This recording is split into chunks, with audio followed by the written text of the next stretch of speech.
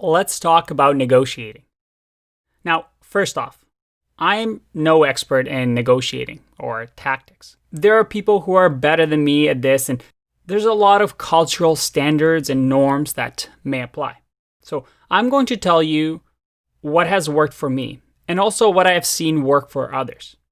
Underneath it all, there are some few basic principles that can be applied. And this common theme and common tactics is something that will help you as well. But keep that in mind. Cultures do play a big role here. All right, let's get started. If you get asked, what salary do you want in an interview? What do you say? Think about this for a second. You can pause the video. What will be your answer when somebody asks you, what are your salary expectations? All right, you thought about it? This is what I would say. Well, I know that the average software developer in Silicon Valley, let's say I'm applying there, makes roughly $120,000 a year. So I think that's a good place for us to start. That was it. That's what I would say. Now, why is that? And this goes to my very first point. You don't want to end the conversation. You see what I did here? I didn't actually answer their question and say, well, I want $90,000 per year. All I did was do something called anchoring, where I tell them this is where we want our conversation to start. I want the conversation to start around the number $130,000 a year. And I'm not saying that this is what I want to get paid. This is just simply me starting our conversation so that we can talk about things. All I said was the average software engineer. In negotiation, especially when it comes to salary negotiation, you're going to want to give an actual number to end the conversation. Instead, you want to keep the conversation going by giving something like an industry average and make it clear that you're merely starting the negotiation here and not ending it. And that's how we start negotiating. Let's talk about the next point. We want to give reason for everything because we all know the problem with negotiating, right? If you say you want more salary or more vacation time, we kind of sound greedy. We don't want to sound greedy and that we're money hungry and that all we do is care about these numbers and ourselves. As we know, nobody really likes greedy people, right? As a matter of fact, this is the main reason people don't negotiate. They just don't want to offend people and seem mean and hungry just for money. Instead, you want to give a reason for everything. For example, if somebody gives you an offer, and this is something that we'll talk in later on videos, and says, hey, we're going to offer you $80,000 a year. What do you think? Are you in or are you out?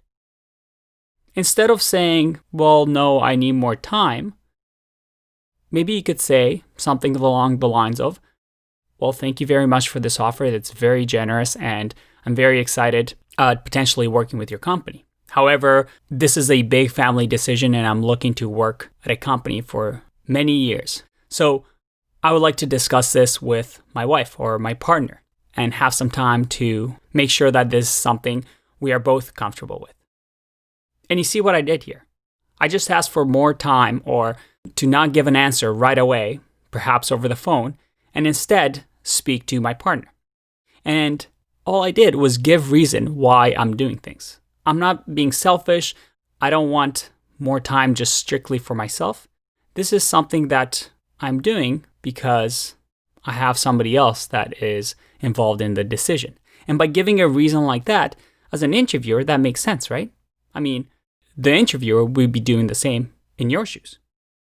Let's talk about the next point. Always negotiate. I cannot emphasize this enough. You see, negotiation is quite difficult and it is uncomfortable for most people. Actually, I've never met somebody that just loves negotiating. Maybe one or two. But negotiating is very tricky because it is very different between social dynamics and cultures and demographics. Appropriate advice for somebody in North America who's a white male may be different than somebody in a completely different location. There are so many factors at play here, and you know your culture best. But at the same time, don't use that as a reason to not negotiate. Being able to negotiate is present in all cultures. And you got to keep that in mind. You're never going to damage a relationship or have an offer revoked just by negotiating. I've never heard of anybody doing that, or a company saying, no, we're taking the offer off the table because you're negotiating. So always negotiate. If you never ask, the answer is always no. And the larger the company, usually the more room they have to negotiate. I actually have a friend who works at a company where the same two developers that have the same job description, the same responsibilities, have a difference of $60,000 salary difference. One negotiated when they got hired, the other one didn't. And the other one is going to get raises and is going to increase, but it's going to take a lot longer for them to make up that $60,000 difference. Another point, and this is a very important one, is be positive. You have to realize that negotiating doesn't mean being mean. It's the exact opposite. You want to explore the situations that are available to you. And negotiations are win-win situations. If you go into a negotiation thinking that you have to screw over the other person, or there's always one person that wins and one person that loses, that's not a good way to negotiate. Negotiation is finding a balance between what two people want.